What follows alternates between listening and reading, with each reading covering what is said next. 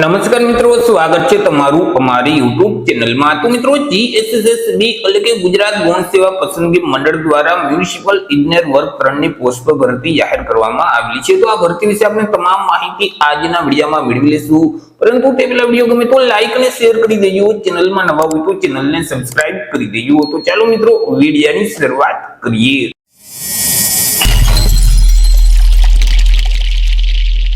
તો મિત્રો, આજે ભરતીનું નોટિફિકેશન છે તે જીએસએસબી એટલે કે ગુજરાત ગૌણ સેવા પસંદગી મંડળ ગાંધીનગર દ્વારા બહાર પાડવામાં આવ્યું છે। જીએસએસબી દ્વારા જે શહેરી વિકાસ અને શહેરી ગૃહ નિર્માણ વિભાગ છે, તો તેમાં જે મ્યુનિસિપલ ઇજનેર વર્ગ 3 ની જે જગ્યાઓ ખાલી છે, તો આ જગ્યાઓ સીધી ભરતીથી ભરવા માટે લાયકાત ધરાવતા ઉમેદવાર પાસેથી અરજી ફોર્મ મંગાવવામાં આવેલા છે। તો સૌથી પહેલા તો આપણે વાત કરી લેશું કઈક અગત્યની તારીખ વિશે। મિત્રો, આ જે ભરતી છે તેમાં જો તમારે અરજી કરવી હોય તો ઓનલાઈન અરજી ફોર્મ છે તે ભરવાનું રહેશે।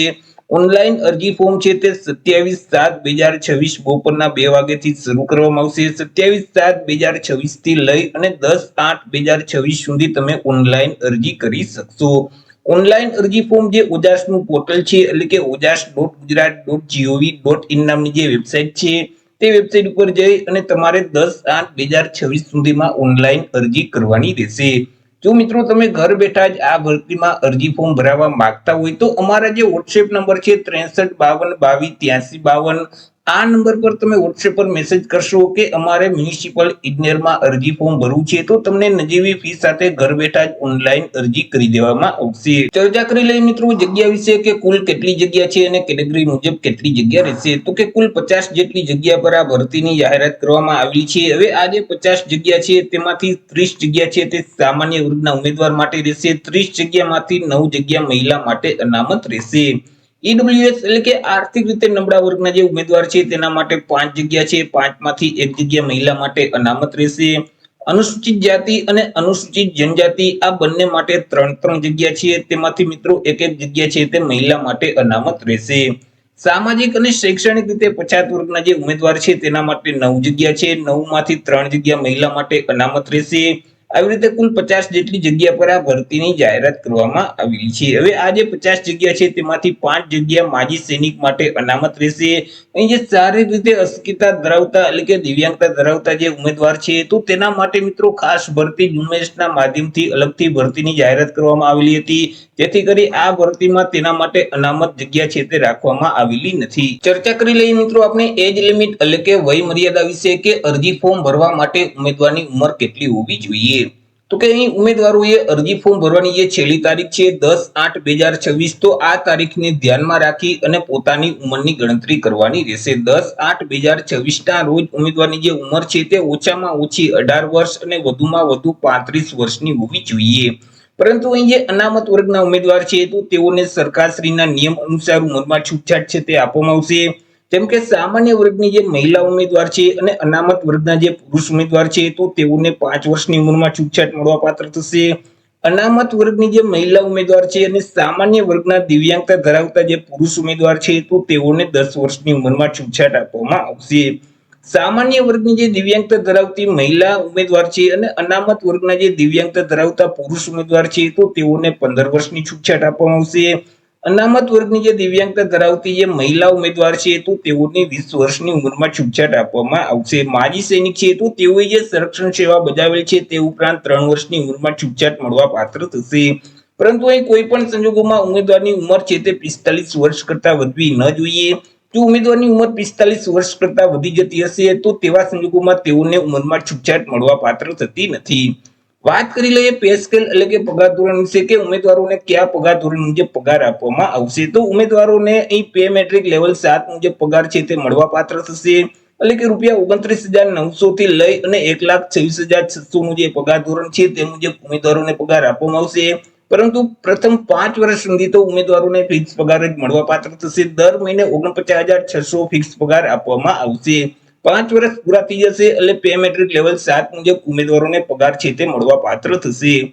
વાત કરીએ આપણે એજ્યુકેશન ક્વોલિફિકેશન એટલે કે શૈક્ષણિક લાયકાત વિશે કે અરજી ફોર્મ ભરવા માટે ઉમેદવારની શૈક્ષણિક લાયકાત છે તે કેટલી હોવી જોઈએ।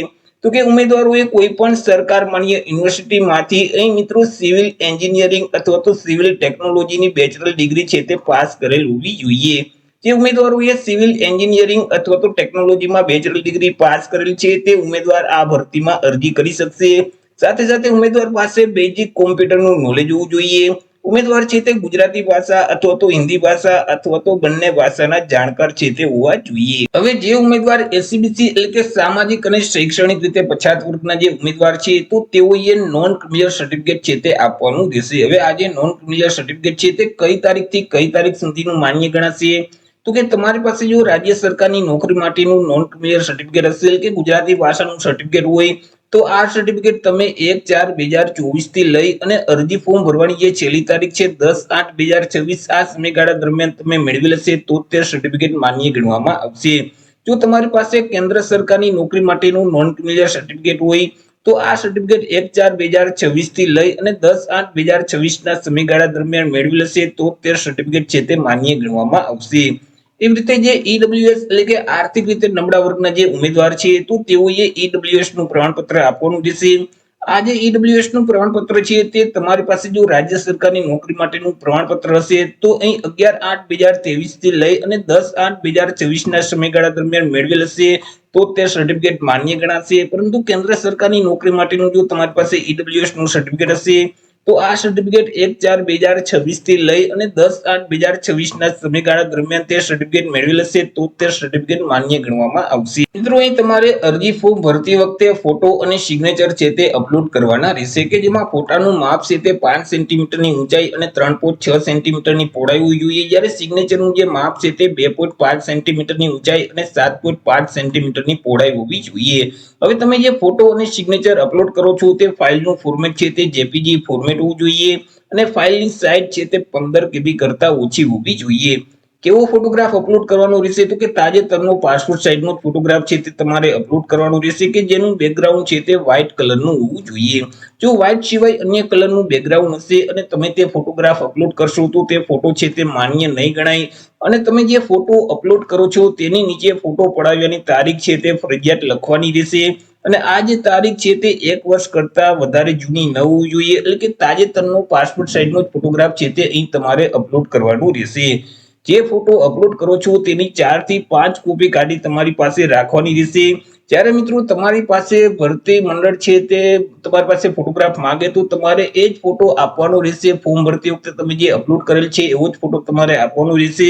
જો અલગ અલગ તબક્કામાં તમે અલગ અલગ ફોટોગ્રાફ રજૂ કરશો તો તમારી નિમણૂક છે તે રદ થઈ શકે છે. ચર્ચા કરી લઈએ આપણે પરીક્ષા ફી વિશે કે કયા ઉમેદવારોએ કેટલી પરીક્ષા ફી ભરવાની રહેશે. તો અહીં તમામ વર્ગના ઉમેદવારોએ પરીક્ષા ફી છે તે ભરવાની રહેશે કે જેમાં બિન અનામત વર્ગના જે પુરુષ ઉમેદવાર છે તો તેઓએ પરીક્ષા ફી તરીકે ₹500 ભરવાના રહેશે. તે સિવાય અનામત વર્ગના જે તમામ ઉમેદવાર છે જેમ કે તમામ વર્ગની મહિલા ઉમેદવાર છે, સામાજિક અને શૈક્ષણિક રીતે પછાત વર્ગના ઉમેદવાર છે, અનુસૂચિત જાતિ અનુસૂચિત જનજાતિના ઉમેદવાર છે, આર્થિક રીતે નબળા વર્ગના ઉમેદવાર છે, દિવ્યાંગ અને માજી સૈનિક છે તો આ તમામ અનામત વર્ગના જે ઉમેદવાર છે તો તેઓએ પરીક્ષા ફી તરીકે ₹400 ભરવાના રહેશે.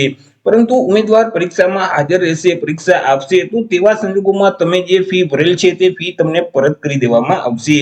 પરીક્ષા ફી છે તે તમારે ઓનલાઈન જ ભરવાની રહેશે. 13/8/2026 ના સુધીમાં તમારે મિત્રો ઓનલાઈન પરીક્ષા ફી ભરી દેવાની રહેશે. Net banking, credit card, debit card કે યુપીઆઈ ના માધ્યમથી પરીક્ષા ફી છે તે ભરી શકશો. ચર્ચા કરી લઈએ મિત્રો સિલેક્શન પ્રોસેસ વિશે કે ઉમેદવારનું સિલેક્શન કેવી રીતે કરવામાં આવશે. તો ઉમેદવારનું જે સિલેક્શન છે તે એક સ્પર્ધાત્મક પરીક્ષાના માધ્યમથી કરવામાં આવશે. આ જે પરીક્ષા છે તે હેતુલક્ષી પ્રકારની રહેશે એટલે કે તેમાં એમસીક્યુ પ્રકારના પ્રશ્ન પૂછવામાં આવશે. તમને જે ક્વેશ્ચન પેપર આપવામાં આવશે તેમાં અલગ અલગ 2 વિભાગ હશે. વિભાગ એ અને વિભાગ બી બંને વિભાગ ફરજિયાત આપવાના રહેશે અને બંને વિભાગમાં પાસ થવું ફરજિયાત રહેશે. કે જેમાં વિભાગ એ છે તેમાં કુલ 90 એમસીક્યુ પ્રકારના પ્રશ્ન પૂછવામાં આવશે. એક પ્રશ્નનો 1 માર્ક એટલે 90 માર્કનો વિભાગ એ રહેશે કે જેમાં તાર્કિક કસોટીઓ અને ડેટા ઇન્ટરપ્રિટેશનને લગતા પ્રશ્ન છે તેવા 30 પ્રશ્ન પૂછવામાં આવશે 30 માર્કના. ત્યાર પછી ગાણિતિક કસોટીઓ સંબંધિત 30 પ્રશ્ન પૂછવામાં આવશે તેમના પણ 30 માર્ક રહેશે. ભારતનું બંધારણ, વર્તમાન પ્રવાહ, ગુજરાતી અને ઇંગ્લિશ ગ્રામર સંબંધિત 30 પ્રશ્ન પૂછવામાં આવશે કે તેમના પણ 30 માર્ક રહેશે. આ રીતે વિભાગ એ છે તેમાં કુલ 90 એમસીક્યુ પ્રકારના પ્રશ્ન પૂછવામાં આવશે, જ્યારે વિભાગ બી છે તેમાં 120 એમસીક્યુ પ્રકારના પ્રશ્ન પૂછવામાં આવશે. એક પ્રશ્નનો 1 માર્ક એટલે 120 માર્કનો વિભાગ બી રહેશે કે જેમાં સંબંધિત વિષય અને તેની ઉપયોગિતાને લગતા જે પ્રશ્ન છે એટલે કે તમે જે સિવિલનો અભ્યાસ કરેલ છે તે સંબંધિત 120 પ્રશ્ન પૂછવામાં આવશે. વિભાગ A માં 90 પ્રશ્ન, વિભાગ B માં 120 પ્રશ્ન, એટલે કુલ 210 પ્રશ્ન પૂછવામાં આવશે. 210 માર્કનું પેપર રહેશે. પેપર લખવા માટે તમને 3 કલાક એટલે કે 180 મિનિટનો સમયગાળો છે તે આપવામાં આવશે. આ જે પરીક્ષા છે તેમાં માઇનસ પદ્ધતિ લાગુ પડશે. જો તમે પ્રશ્નનો જવાબ છે તે ખોટો ટીક કરશો તો તમે જે પ્રશ્નનો સાચો જવાબ આપેલ છે અને તમને 1 માર્ક મળેલ છે તેમાંથી 0.25 માર્ક એટલે કે 1/4 માર્ક છે તે માઇનસ કરી દેવામાં આવશે. તો એ રીતે મિત્રો જીએસએસબી દ્વારા મ્યુનિસિપલ ઇજનેર વર્ગ 3 ની પોસ્ટ પર ભરતી જાહેર કરવામાં આવેલી છે. તો આશા રાખું છું વિડિયો પસંદ પડ્યો હશે. વિડિયો પસંદ પડ્યો તો લાઈક અને શેર કરી દેજો. ચેનલમાં નવા હોય તો ચેનલને સબસ્ક્રાઇબ કરી દેજો. ફરી મળીશું એક નવા ટોપિક સાથે એક નવા જ વિડિયોમાં. ત્યાં સુધી જય હિન્દ, વંદે માતરમ.